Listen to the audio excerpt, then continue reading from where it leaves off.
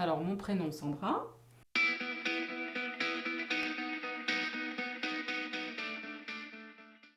Donc, je me décrirais comme une personne très humaine, à l'écoute, qui aime le relationnel, très attachée à l'aspect relationnel, à la relation avec les autres. Après, une personne sensible, me décrire comme une personne proche de mes enfants, donc avec l'aspect maman qui a été très présent, qu'il est encore. Et puis, je dirais une personne aimante dans l'ensemble. Voilà, j'aime les gens et on me le rend bien aussi. On me le rend bien. Ouais, ouais. Qu'est-ce que je pourrais dire de moi?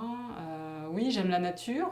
J'aime aller me balader, aussi bien de courtes balades que partir en randonnée pour toute une journée. J'aime les voyages, la découverte. Je parlais des personnes, mais ça peut être aussi découverte de lieux. Voyager aussi bien dans le village d'à côté qu'à des milliers de kilomètres. Tout ce qui est artistique aussi. J'aime beaucoup la musique. Je souhaite développer ma culture cinématographique, mais c'est quelque chose que je veux partager. Effectivement, je pourrais le faire seule, mais c'est quelque chose que je souhaite partager. J'aurais tendance à dire naïve, mais je pense pas être naïve, mais je fais trop facilement confiance. Souvent, à mes dépens, voilà, j'ai tendance à faire trop confiance facilement. Ouais, et finalement, ça peut être un défaut parce que ça se retourne contre soi. Parce que j'ai tendance à penser que les gens sont vrais, sincères, parce que je pense être une personne vraie et sincère. Et du coup, j'ai du mal à imaginer qu'on puisse être dans l'entourloupe, dans la manipulation. Et du coup, je me fais avoir régulièrement. Et c'est l'expérience qui m'amène à faire un petit peu plus attention maintenant. L'empathie. L'empathie. Je suis ouais, quelqu'un de très empathique. Oui, je pense que oui, c'est une qualité. Pour moi, c'est vraiment une qualité de s'intéresser aux autres et de prendre en considération leur sensibilité du moment, leur état d'âme du moment, parce que tout le monde ne l'est pas. Donc, je pense que c'est une qualité, oui. Ouais. Le sens de la liberté qui pour moi est extrêmement important. Je ne peux pas me mettre en cage ou sous cloche, c'est impossible. L'autonomie, voilà, me débrouiller, gérer les situations. Je ne suis pas une personne extravertie, je suis plutôt une personne plutôt sur la réserve quand même. Même si j'ai cet aspect relationnel, je suis quand même aussi quelqu'un d'assez réservé. Mais j'étais timide, plus introvertie, en plus d'être réservée. Et le métier que je pratique m'a permis, le fait d'être au contact de pas mal de monde, aussi bien collègues de travail que clients, m'a permis de gagner en confiance. Parce que lorsque l'on maîtrise aussi ce que l'on fait, on est assez sûr de soi dans ce que l'on fait. Et tout ça, au fur et à mesure du temps qui passe, ça donne confiance en soi, de voir qu'on est apprécié, considéré. Parce que je suis quelqu'un aussi, je pense, de positive. Je suis assez contente de ce que j'ai réalisé et des difficultés que j'ai eues et que j'ai réussi à surmonter. Et ça aussi, ça me donne confiance en moi. Parce que quelque part, je me le dois vraiment à moi. Mais pour moi, c'est quand même une grosse qualité que de pouvoir s'adapter, parce que ça veut dire que déjà on est ouvert. Il y a une forme d'humilité aussi. Je sais pas pourquoi je parle d'humilité, mais pour moi, c'est ça aussi. Si on veut vivre les choses, les vivre le mieux possible et être moins dans la souffrance, si on n'arrive pas à s'adapter, on souffre. On souffre parce on tient à rester sur ce que l'on avait, sur ce que et non, la vie. Alors ça, mais ça, je le sais depuis toujours, hein, que la vie est faite de rebondissements et que rien n'est acquis, qu'il faut toujours pouvoir s'adapter. Ce côté empathique que j'ai justement quand j'ai des amis ou un membre de ma famille qui va mal, ça me touche. Et il faut que faut que j'arrive à garder cette distance pour pouvoir aider si je peux aider et à la fois que je ne sois pas non plus trop perméable à la souffrance de l'autre pour rester moi-même, garder cette force aussi.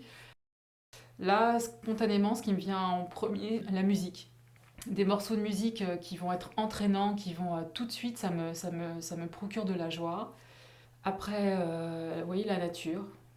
Voilà, quand la nature est belle, le chant d'oiseaux, enfin voilà, tout ça, ça me procure un bien-être et de la joie. Les amitiés, l'amour, bien sûr, évidemment. Si je vois mes enfants heureux, ça me rend heureuse. Des projets, enfin des projets, de chouettes projets, ça c'est moteur et ça me procure de la joie. L'appel de quelqu'un qu'on n'a pas eu depuis longtemps, et ça donne un plaisir immédiat d'avoir cette personne au bout du fil, de se donner des nouvelles, voilà, ça peut être des moments qui me procurent de la joie. Voir un bon film, tout ce qui peut me créer de l'émotion, ça me procure beaucoup de joie aussi. Moi, ce qui revient vraiment, ça c'est la confiance. Ouais. De toute façon, pour que je le dise, c'est que vraiment j'ai eu des soucis à ce niveau-là, parce que maintenant c'est quelque chose qui pour moi c'est tellement important. Et j'aime l'honnêteté, j'aime la franchise. Parfois on n'est pas obligé de tout dire, hein, mais ce que je veux dire par là, c'est que même si on ne dit pas tout, si on est malgré tout honnête, voilà, et qu'on est en confiance, c'est énorme. Faut arrêter d'être déçu, parce que sinon on serait déçu en permanence. Donc je me dis, prends les bonnes choses lorsqu'elles se présentent, mais n'attends pas. Et bah, quelque part, je me sens aussi beaucoup mieux maintenant que j'attends moins. J'ai la pêche. Ouais, ça, le sport, je fais du sport plus ou moins régulièrement, mais j'en ai toujours plus ou moins fait. Et ça, je sais que ça me procure de l'énergie et que j'ai compris que bah, parfois on peut être fatigué et de se dire là, je suis pas capable d'aller faire du sport, je suis crevé. Mais au contraire, t'es crevé, va faire du sport, tu te sentiras encore mieux après. Ça, je l'ai compris. Faire du sport me rend bien. Et je suis bien si je fais du sport. Voilà.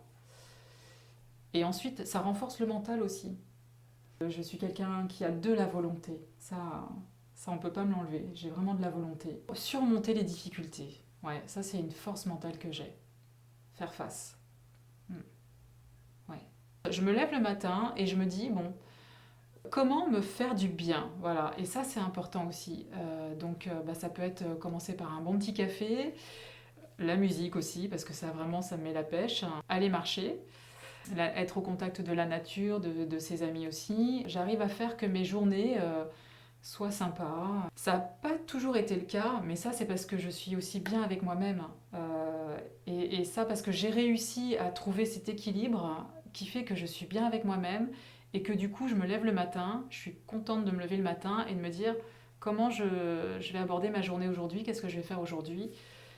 Et on est dans cet état-là quand on est bien. J'ai l'impression de mener un combat en permanence. Et la vie, c'est pas ça. La vie ne devrait pas être un combat. J'aimerais à un moment donné trouver voilà, plus de douceur, enfin de réalisation personnelle et de me dire j'en ai chié, mais maintenant j'ai droit aussi un petit peu à respirer et un peu de douceur dans ma vie. Maintenant, j'aimerais pouvoir baisser les armes et tout simplement être en paix. Voilà.